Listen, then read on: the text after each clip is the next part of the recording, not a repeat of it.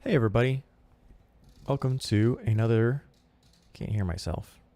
Why can't I hear myself? It's starting, that's right. Welcome, there we go. Welcome to another Audeze stream. I hope you guys all enjoy my crazy deviant art backgrounds. They bring me a lot of joy. This program is, you can see I have my Windows 10 set up much like a Mac. Which is a cool thing that you can do with Windows 10, actually. You can take everything off the desktop. You can even take the recycle bin off the desktop.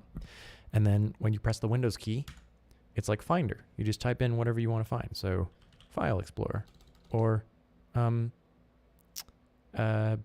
know, Audeze HQ app, right? Or if I want to find my web browser or whatever, you know, I can find all that stuff. So that's pretty cool. It's basically like the Finder tab. Yeah, it does kind of, doesn't it? It might be that, you know, so I actually, let's take a, you know, this is a little bit of a detour, but I think it's going to be fun. There's this new app you can get. This is a wallpaper thing basically. And I just grab stuff off of DeviantArt or wherever and set my backgrounds to rotate for my main screen. Yeah, I did pay the extra $40 for Windows. It's not server anymore. It's enterprise, for the enterprise version. It's like an extra. I was just like, you know what, Microsoft can have my money. So I just gave them the extra cash, and there we go. I put my mic EQ on. I gave them the extra cash. I just did it. I'm not proud. It wasn't crazy expensive. It wasn't that much more. But it means that I don't have to run a script to block Windows updates or to do like stuff where I can rearrange, like you can turn off the telemetry, data telemetry, or you can do some of that stuff easier. It's not impossible to do on the basic version of Windows. It just might take a little scripting know-how if you don't know how to do that. I need a heavier pair of headphones for this stand. I use headphones. This is really stupid, but I have a pair of GX weighing down my mic stand right now. So, you know, all for very good uses of company property. Anyways, what was I saying? Oh, yeah. So I like the backgrounds. I hope you guys appreciate them. There's a lot of cool ones. It should be switching. I thought it set it to a faster switcher. Maybe I'll have to change that. Maybe it's like 5 minutes. Right. Yeah, totally haven't done that. You know, I probably shouldn't talk about this on stream, but there's some interesting things buried in the code for most Windows versions. They're like, everything's unlocked. Like basically everything's unlocked. Anyways, probably shouldn't talk about that on stream. That's like not, ping me afterwards. I used to do coding stuff, so I'm all, I got you. I know. Hey, my mom worked for AT&T for a long time, and like, it was one of those companies where it was so corporate that you had to basically do workarounds for things. And so yeah, I know all about all the workarounds in Linux and Windows and Mac and all that. I was actually mostly Ruby and C#, which is a weird combo, but that's what I did.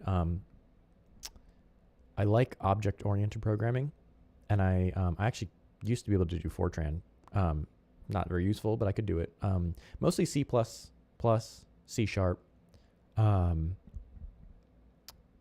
Bash scripting a little bit. I knew Java. I wasn't great at Java, but I knew it. And then Python. Yeah. You know, it's interesting, Metal 571. I am totally comfortable living inside that as well. But Windows 10, I got it, and I was like, it's good enough that it doesn't bug me. Yeah, it's not atrocious. There are little frustrations, but they let you access all the internal stuff that Windows has always had. So it's like, if you want, right? So this is interesting, right? PowerShell. There we go. Yeah, so you can have PowerShell. But if you don't like PowerShell and you're real old-fashioned, you also get command prompt.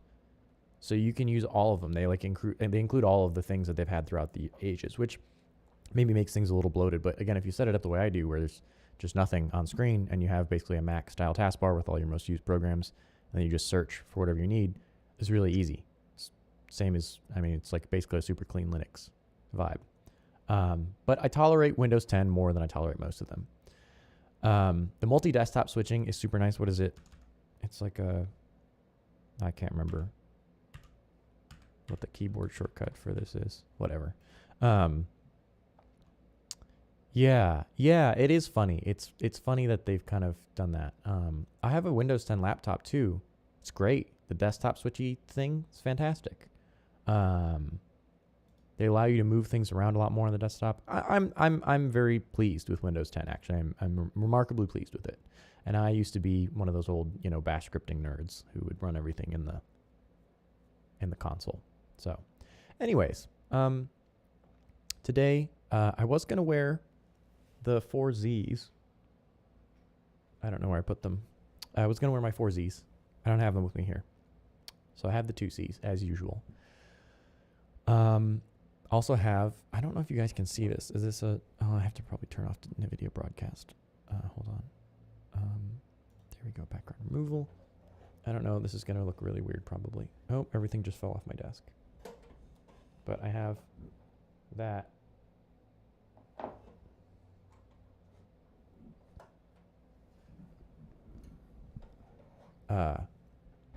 MZ3 from Linear Tube Audio, which is my head amp for today.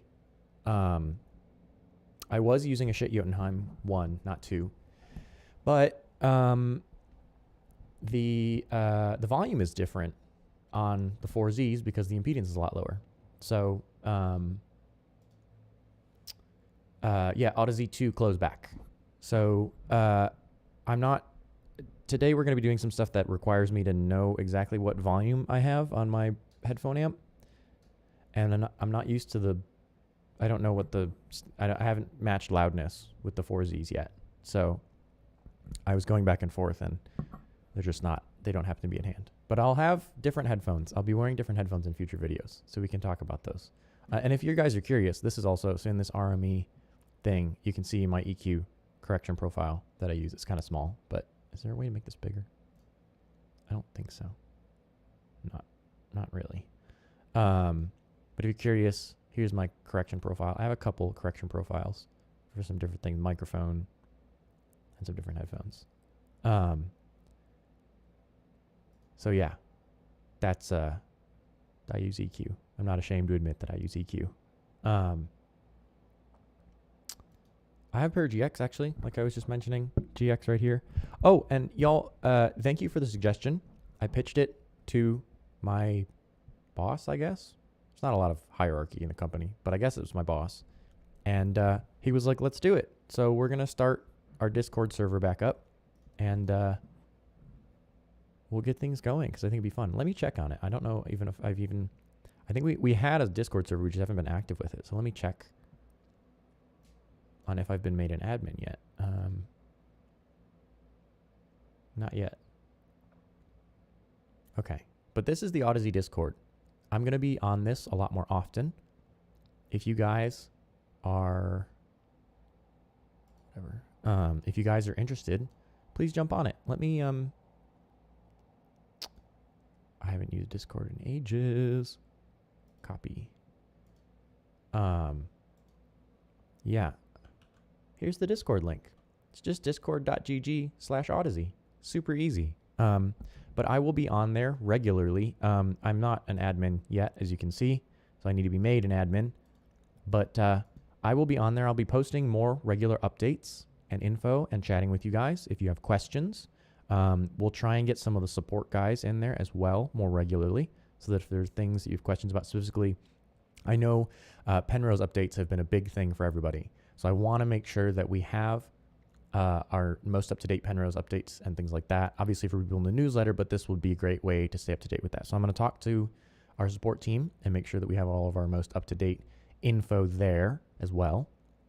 Yeah, Chris, definitely get Chris in there, and Mark Martinez and some of those other folks.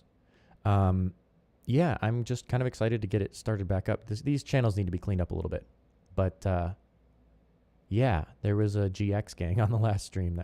We had a good time, so that was really cool. And feel free to, if there's like, we have a Mobius Penrose LCD series, Einstein series, but we could definitely flesh these out into chats. Where's the general? Here's the general chat. Gaming, music, community streams, blah, blah, blah. That's too many. We need to get rid of some of these, but.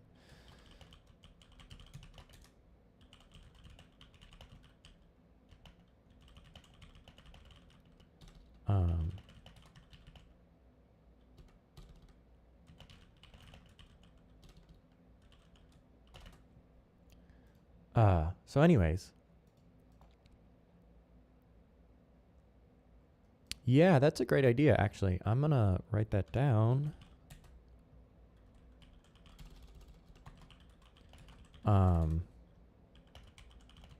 We do have, because I think you can do, how do you can you like, do people build YouTube playlists, or like, what do they usually do with playlists in terms of Discord? Do they link to like other music services, or is there like a, hey, Sin City Wiz, good to see you? Because we have a Kobuz playlist. I'm going to drop it actually in the Discord. And I'm trying to get, I don't have a SoundDiz profile at the moment, so it's a little bit like disorganized in terms of like not being on Tidal and Spotify and all that yet. But I'm working on getting this playlist migrated over to other streaming services. Where's the share button? Here's the share button. So I know that not everybody uses Kobuz. In fact, I know a lot of people don't use Kobuz. But this is a nice long, I think there's 300 tracks in this. Yeah. This is a big long playlist.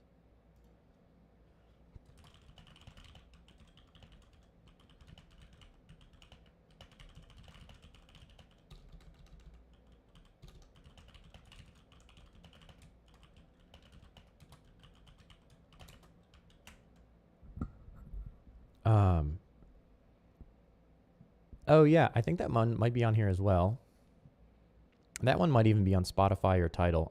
That was a smaller one. Let's see. I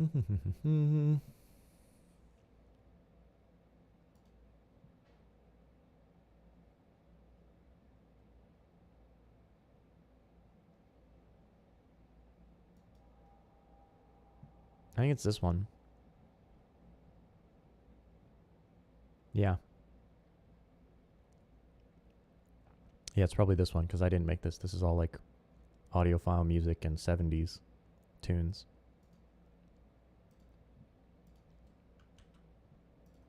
Which is fine. Nothing wrong with that. Just definitely not a playlist I would have made.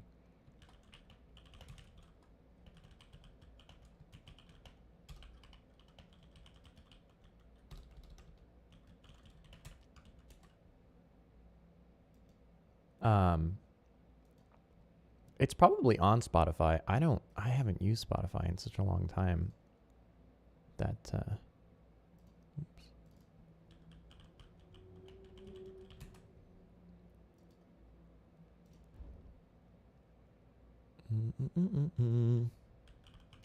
Did y'all hear about Spotify is going, I just want the Spotify web player. Spotify is going lossless now. They call it high res, but it's 1644.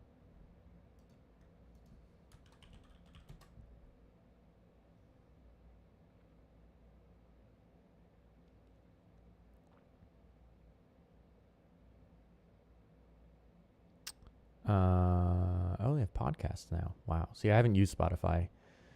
Well, there's 24-bit, right? 24-bit 48 or 2496 is what a lot of music is actually mixed in, like in the DAW. So I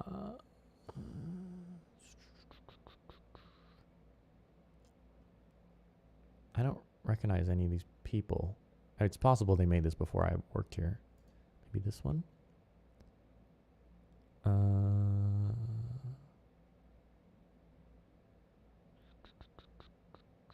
This could be it.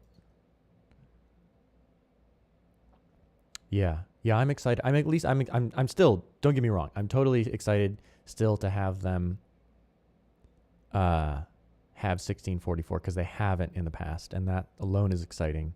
I have Koba's Untitled already, so I don't really need it. And I work in the industry somewhat as well, so I get a lot of new stuff that, like, before it gets released, hard copy. So it's not as much of a thing that impacts me, but it's definitely a huge thing because Spotify obviously has the biggest catalog of any of the... I don't know which one of these it is. Maybe it's this one? There's tons of bass, of course. Nice. This also doesn't look like a playlist that anybody I know at Audeze would make. Let me ask. I'm going to make a note to myself to ask. And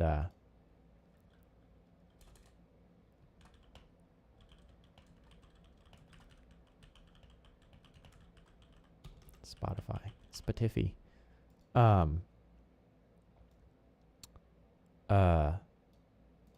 I don't, so the thing about 16 to 24 bit is it's a little bit complicated is that the difference may or may not be noticeable depending on the program material. Deadmau5 song. That might have been Tidal. Let me see what's on Tidal. Is that, if you've got really heavily limited music, like a lot of modern pop music is just limited and squashed to heck.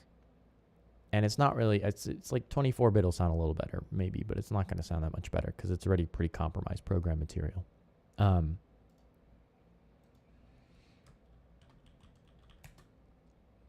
But,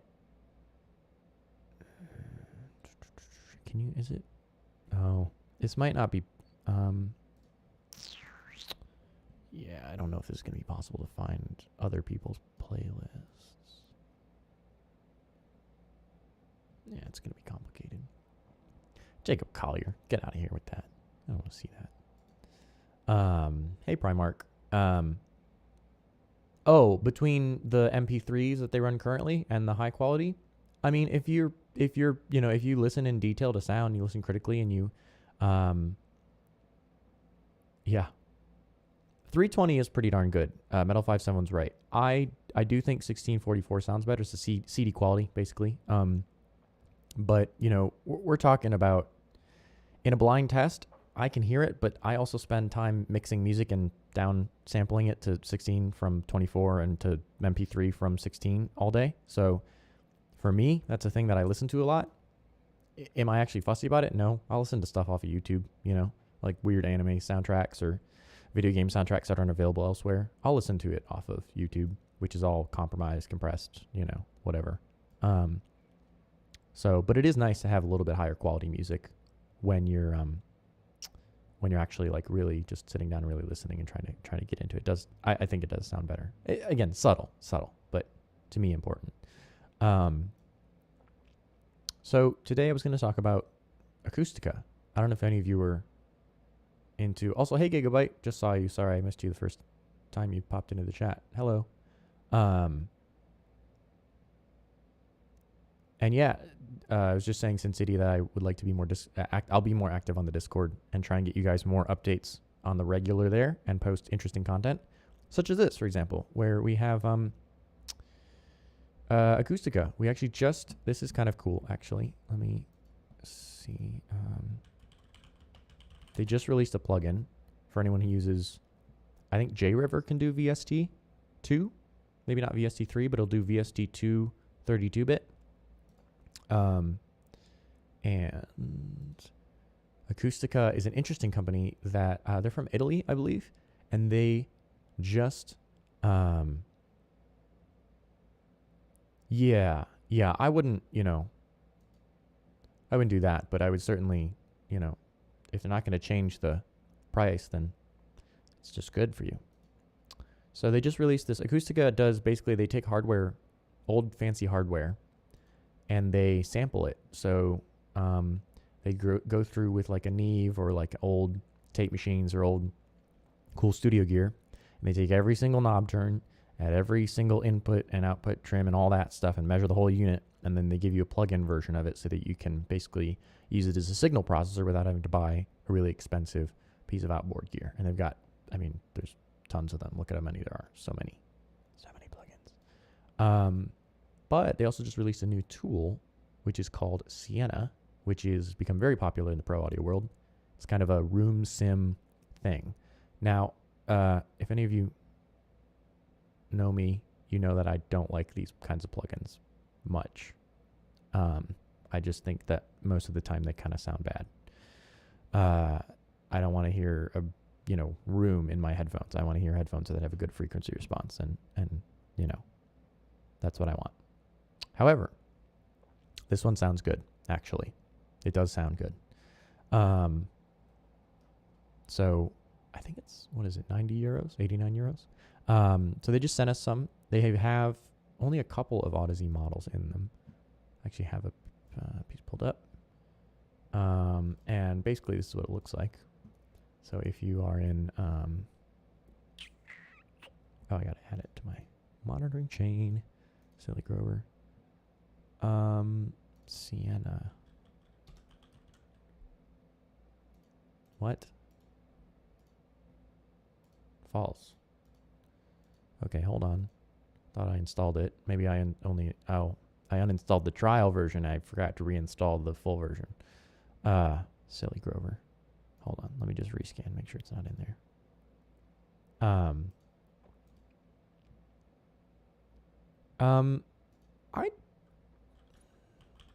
That's a good question. I don't know, unfortunately. My understanding is that, let me see, did I need to, I didn't update it. Okay, we're updating it. This should be fine too. I don't see any problem. Maybe it just didn't do its thing. Anyways, we're updating. $23, $18.50 for 2 people. Oh, okay. So it is a bit more. I mean, I personally, I'd say go for it because I'm a musician and I work in the industry as well as at Audeze, and people get paid crap. So like paid musicians, I don't know that's what paying Spotify is the answer to that, but I do like 1644 more. I would say if they have a trial of it, take a listen to it. See if it matters for the kind of music that you listen to. If it's like dubstep, you might not notice a huge difference. If you listen to classical music or bluegrass or jazz or some kinds of mainstream pop, you might notice a difference. But if it's already heavily limited, heavily compressed music, yeah, I don't know if you're going to notice a huge difference. 320s, Metal 5.7 was right. 320 is pretty good. Eye signs, I have no idea. I know we had a bunch for that flash sale that happened on Valentine's Day, and they sold like hotcakes. We were not expecting that. We turned it on, and they sold out in less than an hour. And we had stock. We had quite a few of them. So, unfortunately, I don't know.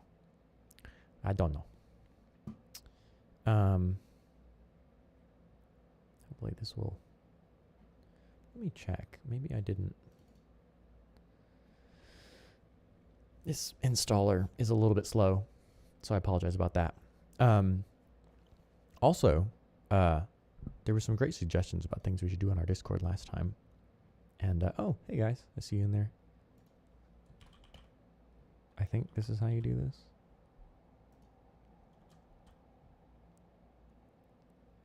Hey, Chaotic. It's good to see you. Yeah, we were just talking about Discord server, all shiny, ready to go. Well, still a few things that need to be get up and running.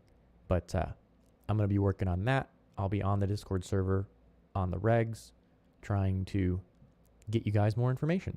Anyways, while we're waiting for this to happen, why don't we take a look at some of the other stuff. This is basically just, it's a room sim plug. It's a really good room sim plug. I usually hate them. They usually sound like doo-doo. This one sounds pretty good, I think. I like the correction. It's got a lot of bass. I like bass. As you can see from the correction curves that I'm running, there's a lot of bass. 6 dB? 6 dB of bass. And this is interesting. So I went on the headphone show and talked about this, and I don't think I explained it as well as I could have, but basically when instead of doing bass shelves a lot of the time, what I'll do is I'll cut the treble above 80 hertz. And what happens is when you cut the treble, instead of filtering the bass directly is that you get a different crossover slope because you're doing a crossover slope that starts from the treble, the high end. And it doesn't affect the quality of the bass as much. You'll have punchier bass if you cut the treble than if you boost the bass at the same frequencies and the same cue and all that. So always cut your treble. Don't boost your bass. Cut your treble to get more bass. And what does anybody want in this world except for more bass? But I like low bass. I don't like 120 hertz. Yes, sorry. I apologize for that. There's a delay of how many seconds? Yeah, there's like a stream delay. So that's, am I synced up now?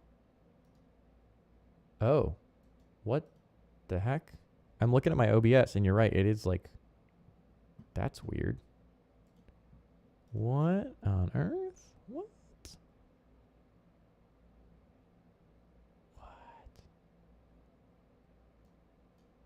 Oh no. Oops. What? What? This is crazy. I've never seen this happen before. Okay, hold on. Display capture. Properties. I did not notice that. Thank you for pointing that out. I did not notice that at all.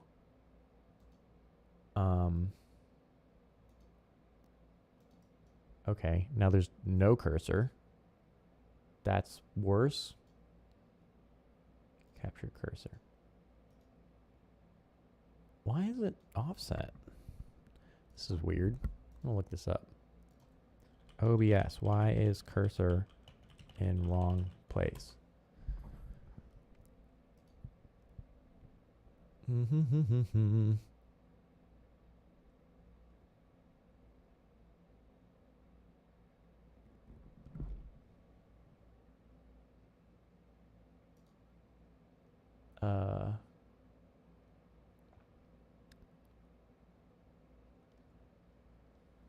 Yeah, you know, it's funny too, and I will boost bass. I use auto gain in actually, well, let's talk about that in just a second. Let me fix this cursor thing first. But I'll show you, I do boost bass sometimes in DMG Equilibrium. So like, if I have an instance of Equilibrium, which is a EQ plugin, like, and say I want to do like a this kind of a thing.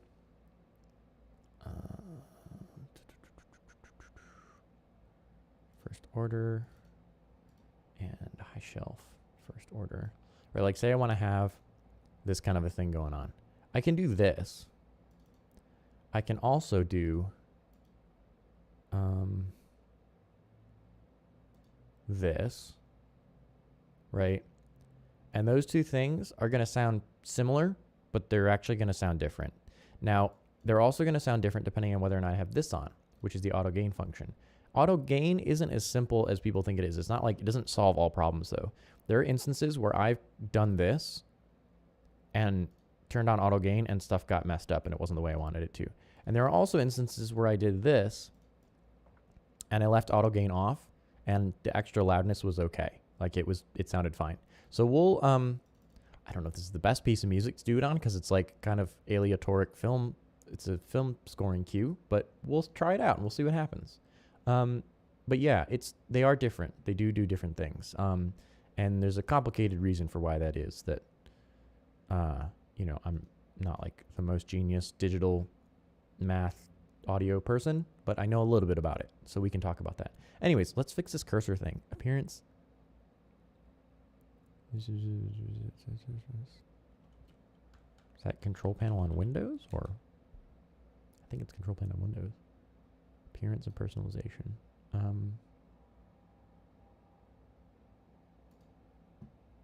Hold on.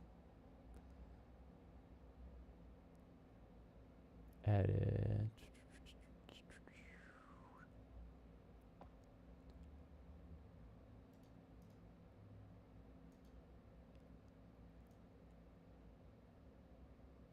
Display. Oh, you know why? I know why this is happening. Display. Why? Okay.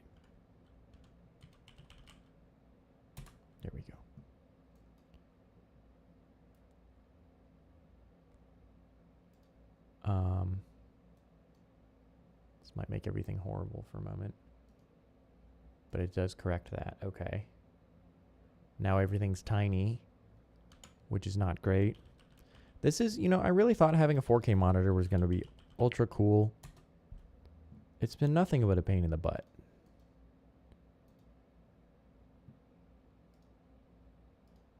Okay, so it's some sort of scaling issue, which I can't see anything unless it's a 200%.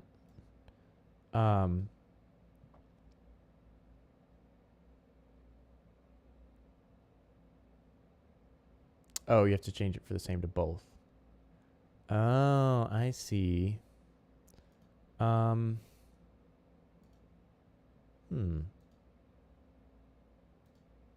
that one? Okay. What happens if we did... What if we did this? Wow. Everything got real small. Did everything get... Wow, I can't read anything. Or no, we would have to do this. And then scale it to 200%, right? Okay. No, that's also terrible.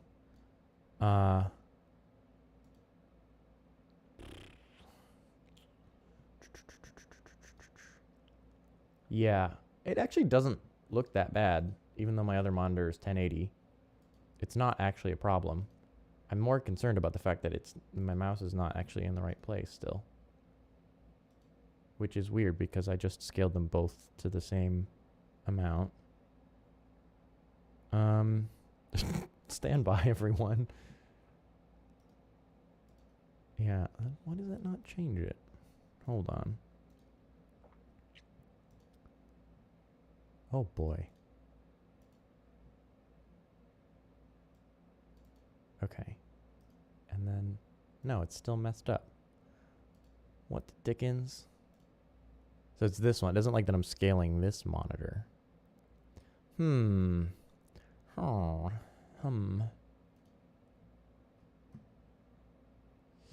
Well, I'm gonna work on this, folks. I'm gonna try and fix this.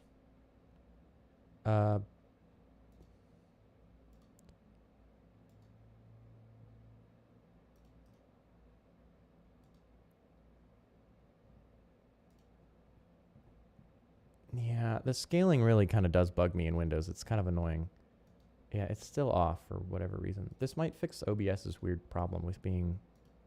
Like, sometimes, every time I open OBS, I have to go to OBS, I have to open the file location, I have to mess around with the compatibility thingy and reset these DPI settings in the admin thing. It's really stupid. And it doesn't matter what they're set to. I just have to reset. I just have to touch them. And then yeah, I gotta do that every time, because or else all the buttons on OBS, like you can see, they get like, they're not tiny now, but they get so tiny that you can't use them. This is so weird. Okay, well, I'll work on that and fix it for next time. Thanks for pointing it out, because I wouldn't have noticed that if you didn't point it out, because I don't stare at the screen too much.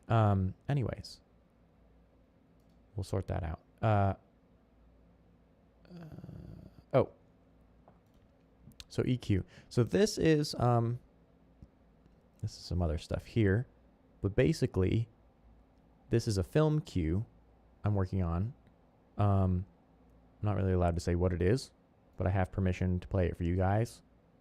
And basically, as I recall, they said make it sound like Ludwig Göransson scored.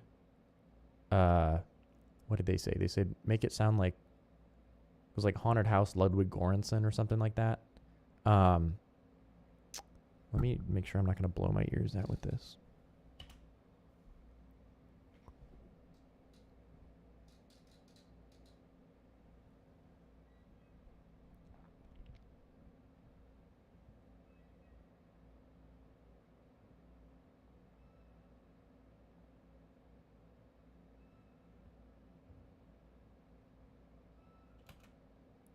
And let me actually turn it on so you guys can hear it now.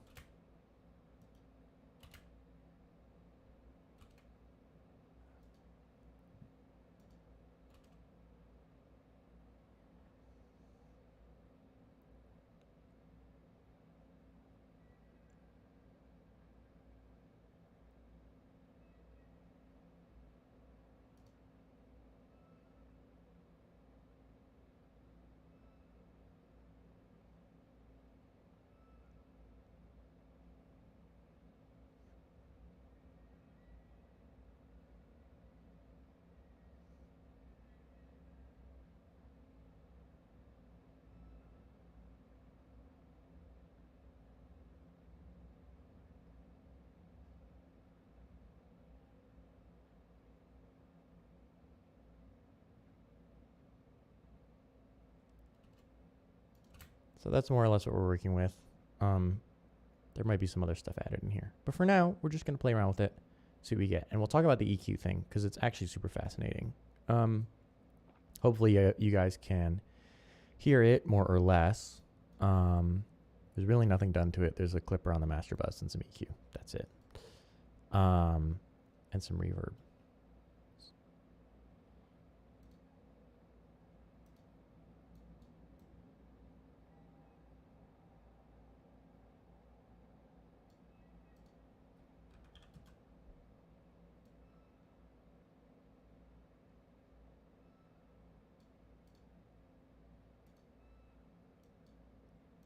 Don't know why there's two.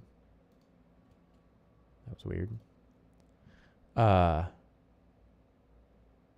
So let's see.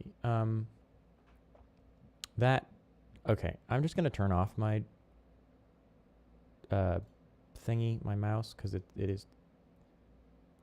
I can see why that's really distracting. Okay. So for example, we need to EQ these. And what I would do with Acoustica plugins is this. I would take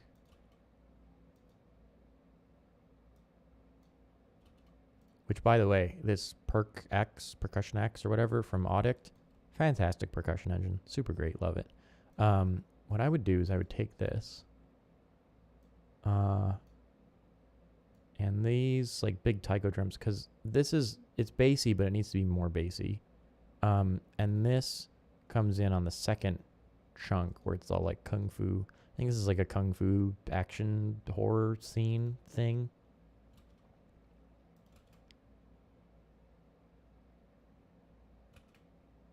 Oh, hold on. I know what the problem is. Advanced audio properties, mic aux.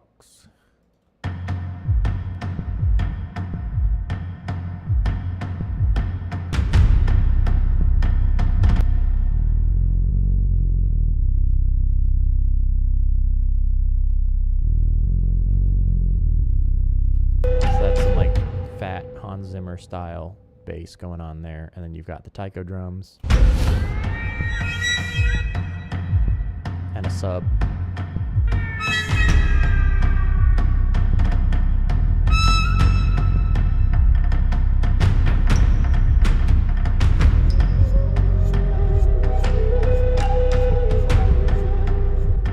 So this is interesting.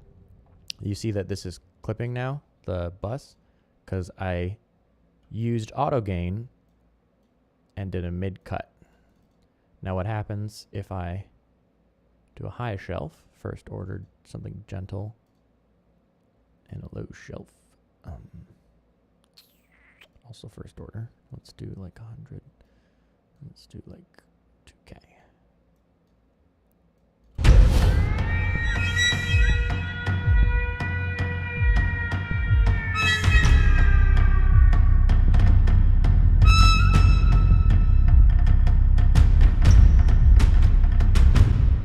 It sounds really muddy and gross, right? Like, you know, it's like, that's so gross. Why would you ever do that? I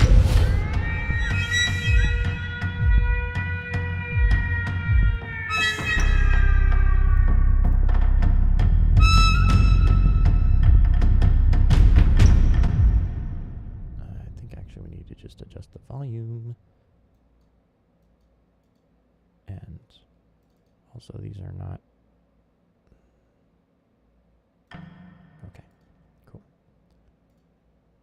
Yes, it's for the new Sex and the City movie. No, I'm not that important. Yet.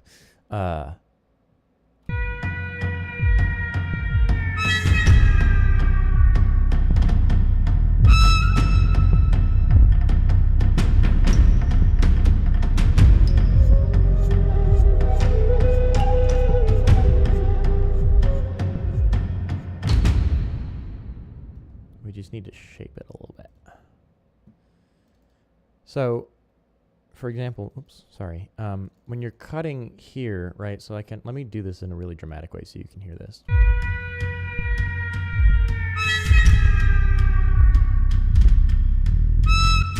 right, so that's that. And this would be, let's just how much can we boost this? Boost this sucker. Like, boom. Right?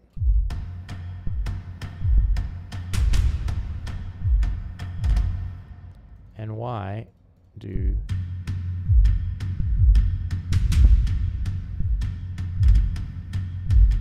So other than the fact that it's easier to deal with curves that are... Okay, this just needs to all go away. Please. I don't know why I can't select all of them now. Whatever. The reason why that might sound slightly different, I don't know why this bass is actually not really right for this. We should use this probably. Yeah, that's good bass to use. Let us use this bass.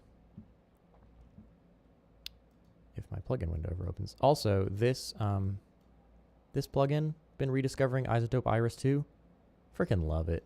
So good. Just like it just has the best. It's just the sounds are so cool. Just check it out. So in DMG, if I'm doing let's just use wide peaks because it'll be easier. If I do boost at like 60, maybe 40.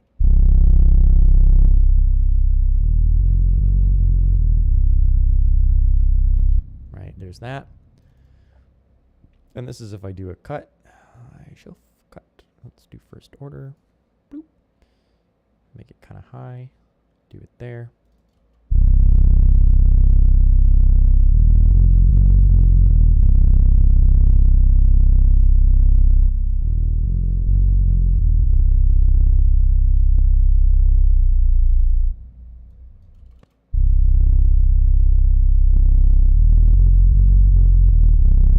So that's where the sub starts to clip. That noise you're hearing is clipping, right? And if you look at the gain, I've got, it's clipping at, let's say it's 12 dB, right? Just to make it easy. It's a little lower than 12, but let's just say it's 12. Now the amount of clipping it takes for me to get it to clip when I'm cutting the highs,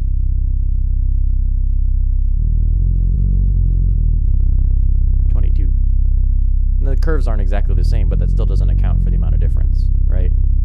I get, because every 6 dB is double, so I'm getting 22, which is, you know, not quite quadruple, because it's the logarithmic scale. But you get the idea, right? I can push this a lot harder, even with auto gain turned on. And if I turned the auto gain off, because it's kind of stupid, and did this much, and then boosted it, I could boost the bejesus out of this. Look at this. Look at how much I can boost this. So that's with the 20, let's just set it to that 24, and this is how much boost I can get.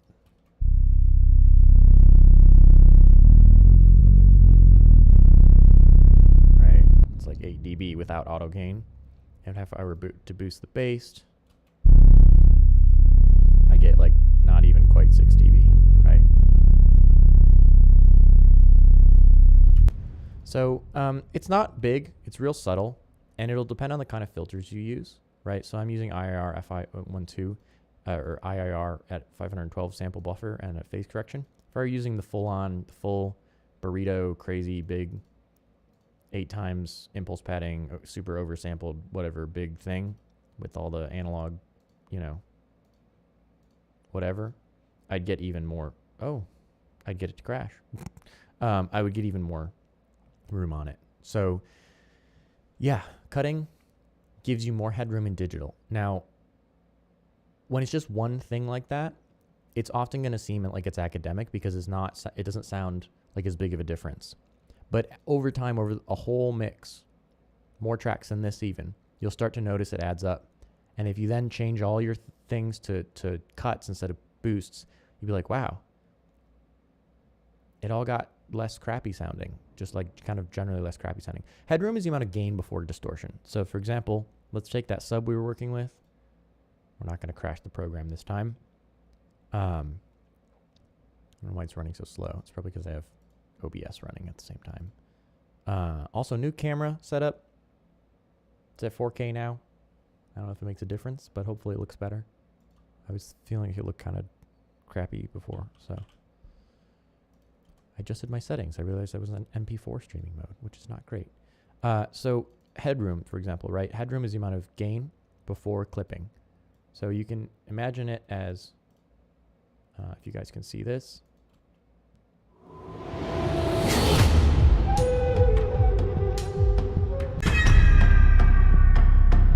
So you can see my waveform here, right? Now what happens if I boost my bass?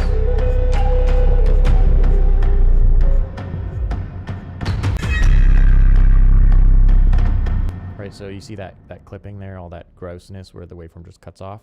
That's bad. We don't want that. That's distortion. It's the same camera. It's an A6000. I just adjusted the settings and tweaked some things so that I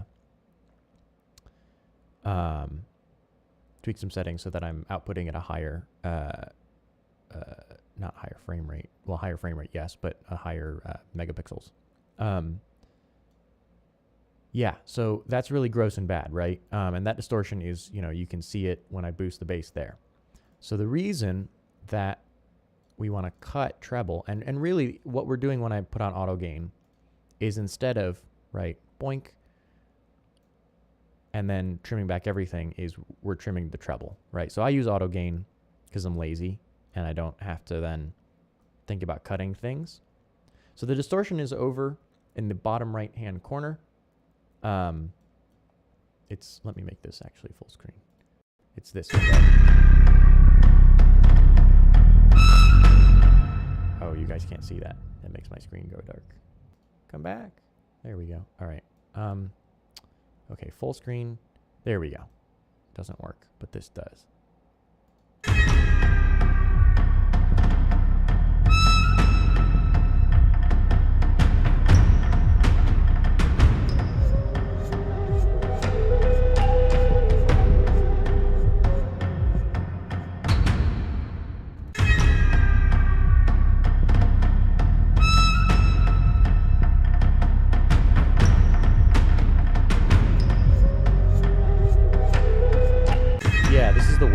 So this white thing you're seeing up and down here is the waveform. This is mid-side. Let me change it to left, right.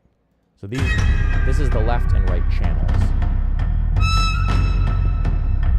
I can sum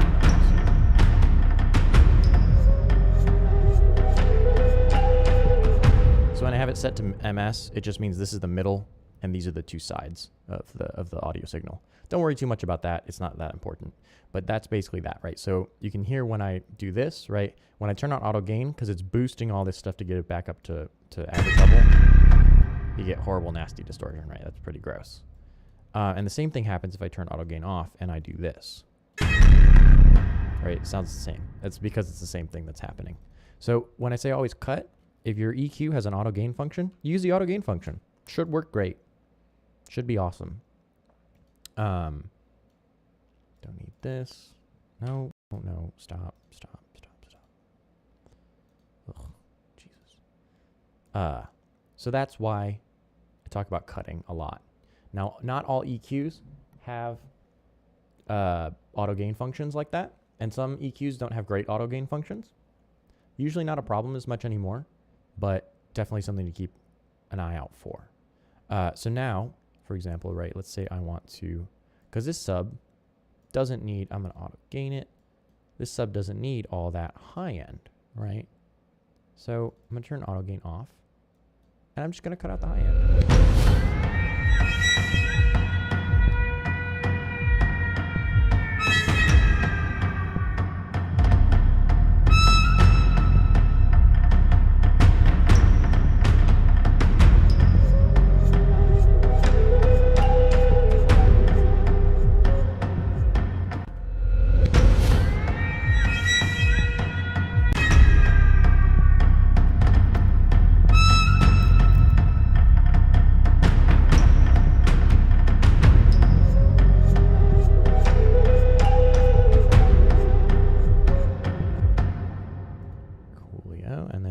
Do with this one, this is another trick that you'll see a lot of people doing is, and if it seems like I'm not being super precise with the EQ, I'm not, and there's a specific reason for that, and that is because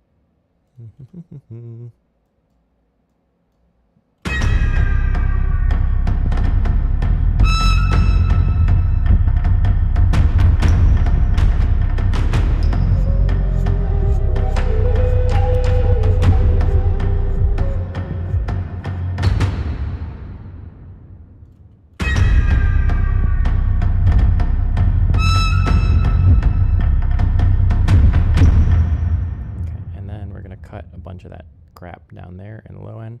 That sounded distorting and awful, right? And now what we're going to do is we're going to cut out a bunch of that and make it mono below like 200. And then, where's the mix? There we go.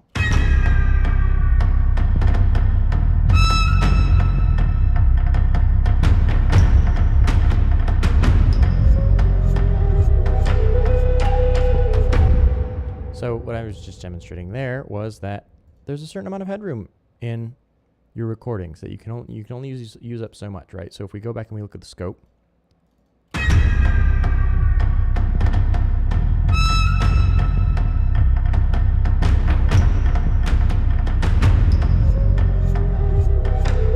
right, we can see we're kind of bumping up against our limits. So that means that we need to bring these things down a little bit. So this one needs to be brought down. This one probably needs to be brought down by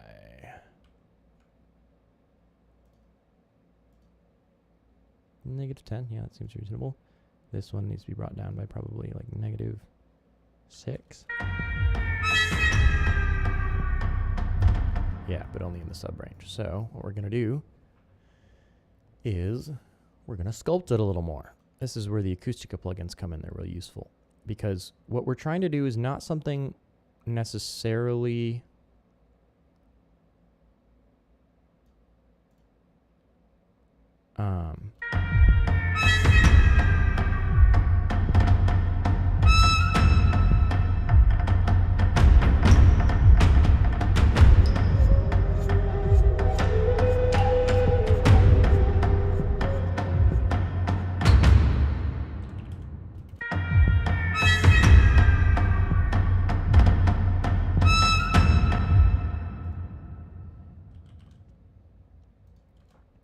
is not something that is necessarily just not blowing it out or getting specific frequency ranges out. We need things to pop more in a different way.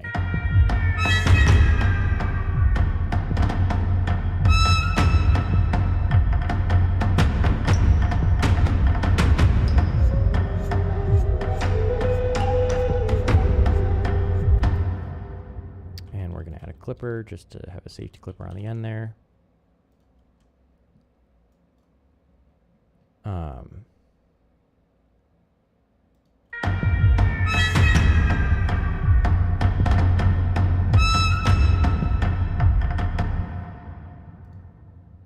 This is probably a little too low in level, but what we're gonna do is take maybe, let's try water.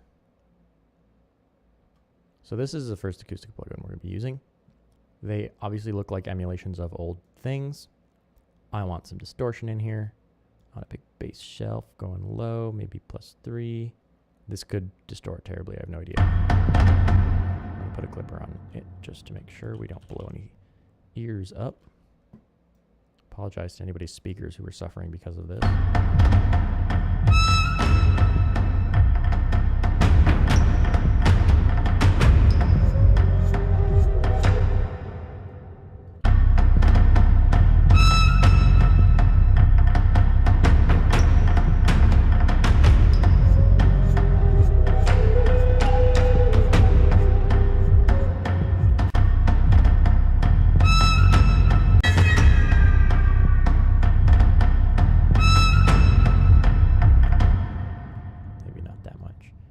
We need something a little bit more robust, like gold, which is, this is a Neve, question mark.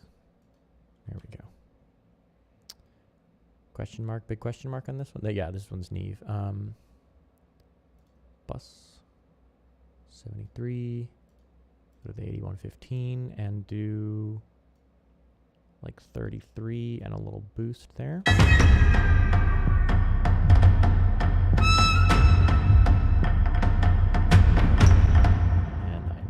It up because it's too quiet. Yeah,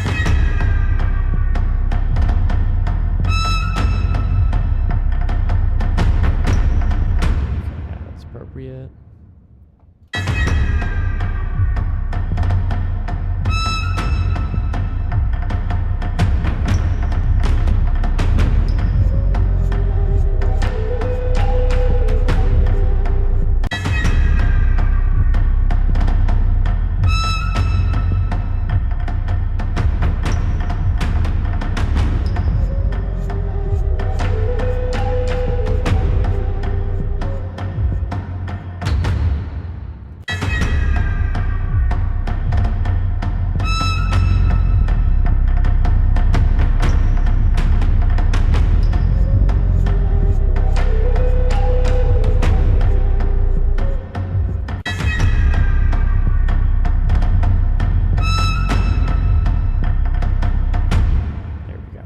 Really low bass like that is kind of hard to deal with because it's really low and it's a little hard to hear, but it's down there, it's buried. We're not too worried about it now. So now what we're going to do is also apply some similar treatment to the taiko drums and subby thing that's going on. Oh, that's not the one I wanted. I wanted the EQ. Why would you use these old mixers? Well, they have a kind of color to them, right? So let's take a listen to this. What's a good...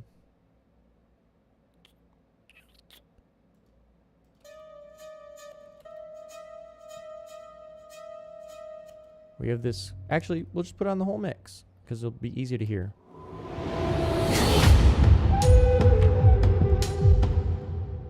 So, I don't know why there's two clippers on here. That's... for example, let's take this gold one. Gold EQ. And then let us take Equilibrium, which is a pretty clean sounding modern digital EQ. And we'll do the same things with both of them, roughly, and we'll see how they sound different. So the first one we're going to do is we're just going to boost the high end. So high shelf, DMG, turn auto gain off. Actually, I want to, yeah, DMG's fine. So first, this is what a high boost through one of my favorite of the gold settings is. And they model all the color of these old preamps basically, and that's basically why they have them. So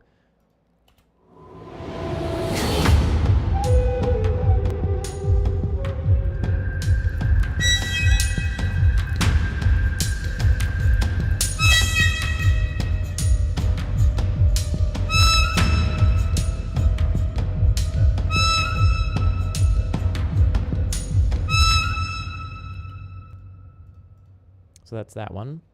And this is this one.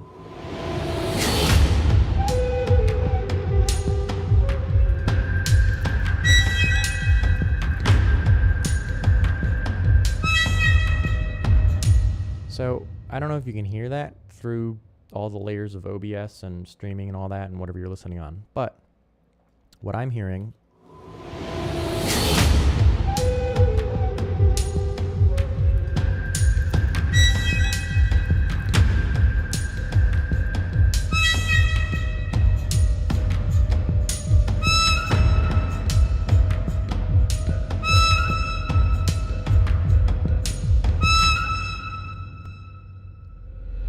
is a different sound. There's a coloration, there's some saturation, there's some harmonics, things like that going on. Gold to me, on this setting, has kind of like a dense, punchy feel. I might also have some... Let's see what this is. Ah, here. It's like kind of sharper, yeah, with the new one. It's like sort of sharper. It's not as warm. Here, let's listen to this. This is like piano and strings stuff. This might be a little easier to hear it on. But let's take a listen to the new one. Actually, let's just listen to a little bit of it first.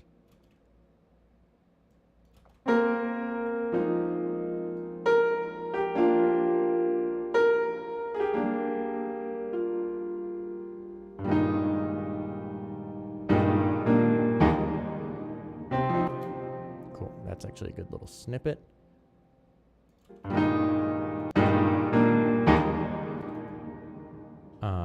And this is a little good... Yeah, we'll just...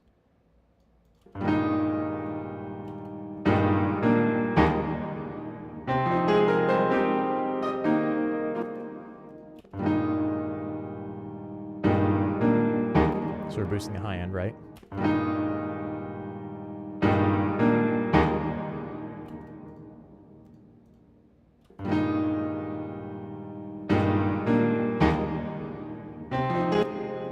Let's even boost it a little more.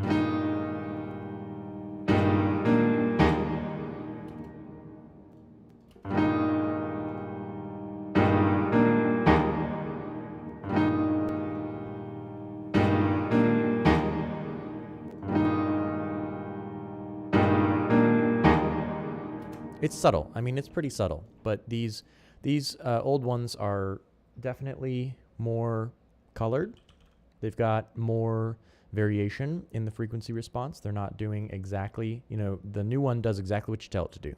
Doesn't do anything else. Doesn't add any mojo, doesn't do any, you know, anything like that. Now let us do a high boost of, let's say like 9 dB. How much do we have on this one? Let's also make it 9 dB. It's going to be screaming bright. Protect your ears, folks.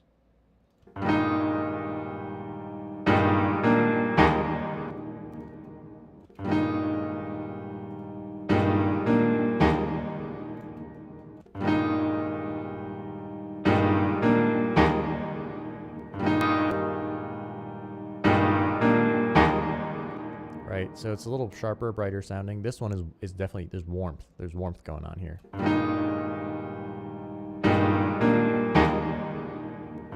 Like it's pretty creamy and warm sounding, right? So these old machines were not linear, right? Before we had digital technology, we had analog gear, and the analog gear was not as precise. In terms of, you know, having zero distortion and zero. What's the difference between vinyl, right? Vinyl has groove noise and is not flat, right? The frequency response of vinyl is not flat, has a big bass hump at 50 hertz, and then it dives down a bit, and then there's sort of a treble thing that happens, right? And digital is more correct in the frequency domain, but some people like the sound of vinyl still because it's got a, you know, a warmth, a richness, you know, what have you to it. And much like that, these old analog devices have noise and saturation, harmonics, and things like that that they add that are different than modern perfect digital that sometimes sound nice. So, job as producers, engineers, you know, people who work with audio is to make sure that stuff sounds good, right? The job is to make sure that it sounds, and this is one of those tools, is sometimes to use less than perfect gear to get a specific kind of sound or a specific tone. Let's now also turn up a little bass boost in here.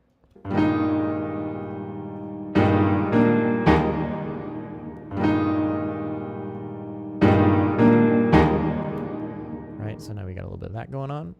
Let's listen to what it sounds like if we do it. Where do we have that centered? 120 hertz. And let's do a DMG shelf at 120 hertz. Of, what did we have, 3 dB? 6 dB.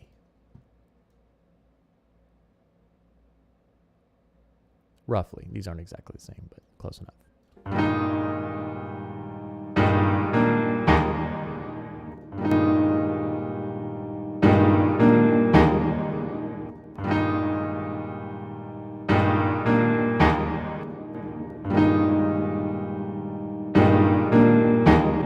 So the reason we might want to do that is because, as you can hear, the modern digital one doesn't sound that good. It's not that pleasant, right? Let's just listen to a little bit of this.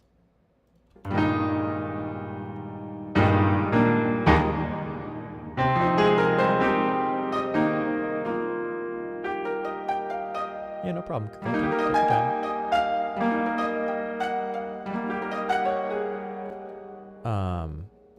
Whereas this one,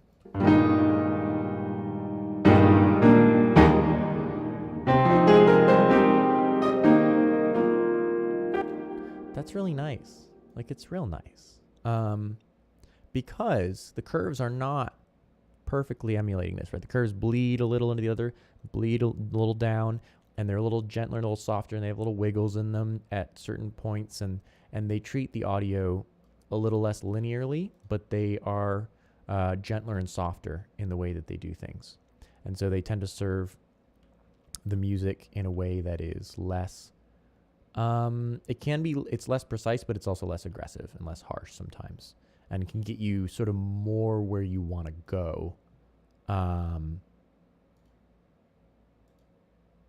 with less fuss. Sometimes it's easier to turn one knob and just like, wow, stuff sounds good, rather than trying to find the exact perfect spot where it's super happy. So let's take a listen now. Let's see, we got a few more minutes. Let's take a listen now to this and do a little more shaping maybe on these taiko drums, because I feel like they could really use a little more shaping.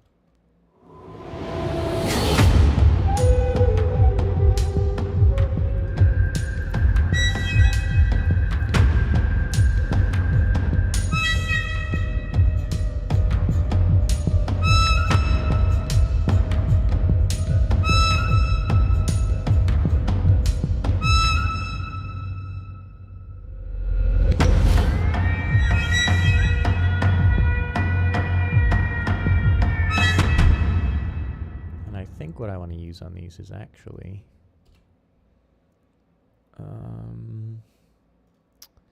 I'm just using Aqua plugins to show them off, but they are very good and quite cool. I think I want to use, what's the Sontec one? It's not Ivory, that's the Masalek. Or is it Ivory? Might be Ivory. Cobalt, ebony, gold, honey, ivory. Well, ivory will work fine, I suppose. Let's use the ivory.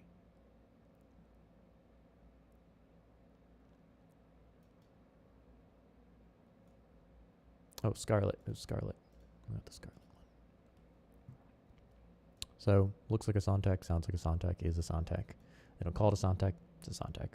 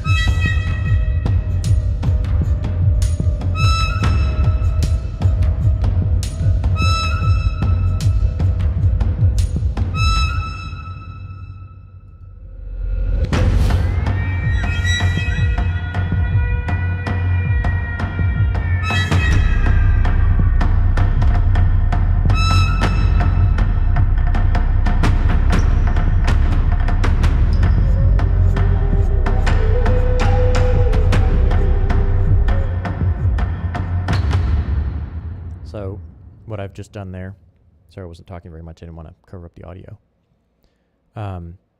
is I've raised the input trim, so I'm getting a little more of the preamp that's in this unit. And the acoustic ones, the input trim doesn't adjust gain, the output trim is the only one that adjusts gain. The input trim basically is how hard are you driving the unit. So it's more like a drive knob in their plugins than an actual input gain control, which takes a little while to get used to, but I kind of like once you do, it makes it easy to do things. A little bit like the Moloch compressor from TDR, if anyone's familiar with that. And then we've gone to 1400 hertz and we've gone to 85 and we've added little boosts there. This one with a pretty wide Q, so it'll affect a large chunk of frequency. This one with a bit of a tighter Q. Might even raise it to a little tighter, we'll see. And then we're gonna also do a treble boost at maybe 25K with the widest Q and see what happens.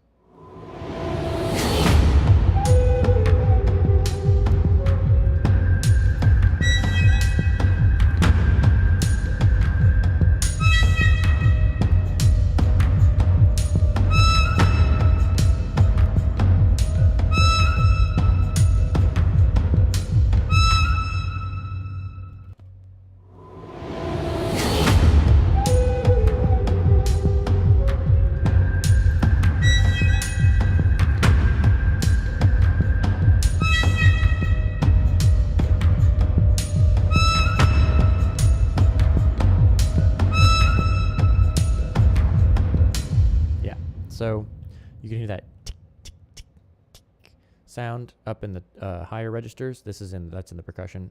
We can now kind of hear that pretty clearly. Adds a little air up there. It's quite nice. The Soundtech is pretty transparent, but has just a little tiny little bit of brings out some detail vibe kind of thing going on.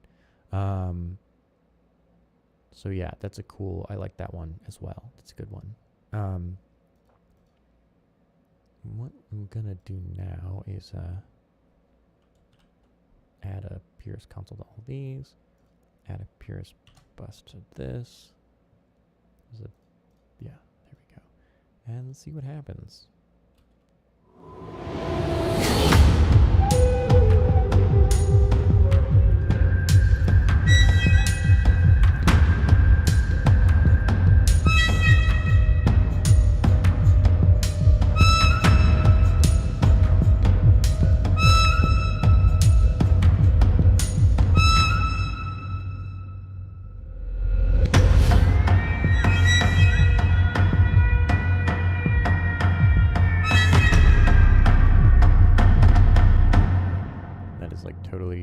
Rattling and shaking everything. What we are going to do to mitigate some of that is we're going to take all of these and we're going to adjust them to RMS. Normalize to peak RMS. And boom, we see they all go down in level. That one went up in level by a lot. We might have to check that. That might be too loud. Yeah, but that's a little crinkly, crackly noise. That actually might be okay. Woo! That's really loud. All right. Just kidding.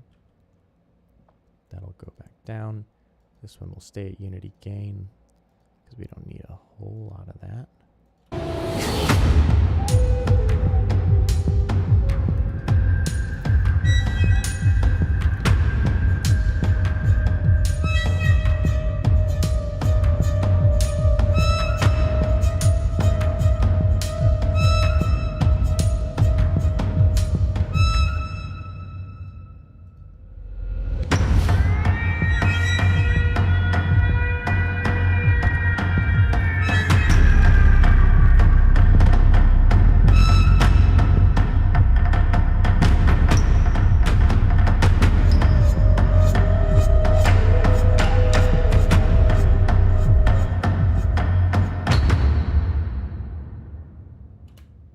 Yeah, so things get pretty busy here. We're going to have to adjust that. This doesn't need to be so long.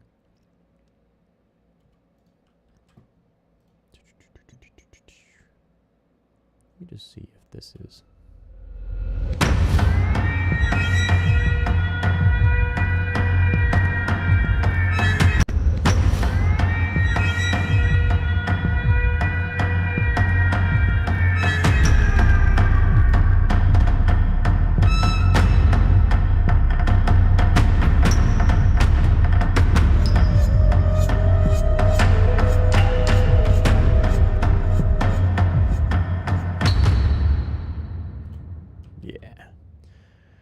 starting to shape this one. These kinds of things are hard to mix because there's so much low mid and low end energy that it's hard to control them. But anyways, maybe Sienna is done installing and we can take a look at that real quick before we end the stream.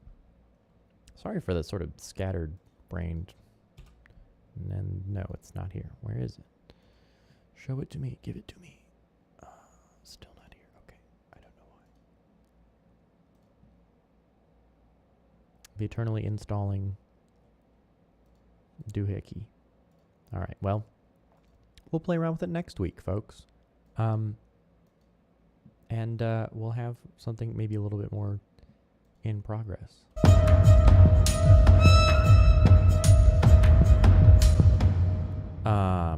Yeah, I'm also not necessarily used to this amplifier. It's different, the LTA that I was showing you guys. It's cool, but it's different. It's definitely got a little bit more of a sound than the Jotunheim does. So I'm gonna have to do some listening. We'll also get the cursor thing fixed. I don't know why the cursor thing's happening. Screen scaling voodoo. But we'll sort that out. Anyways, yeah, I guess that's all for now. I gotta dip, but stop by the Discord server if you haven't. And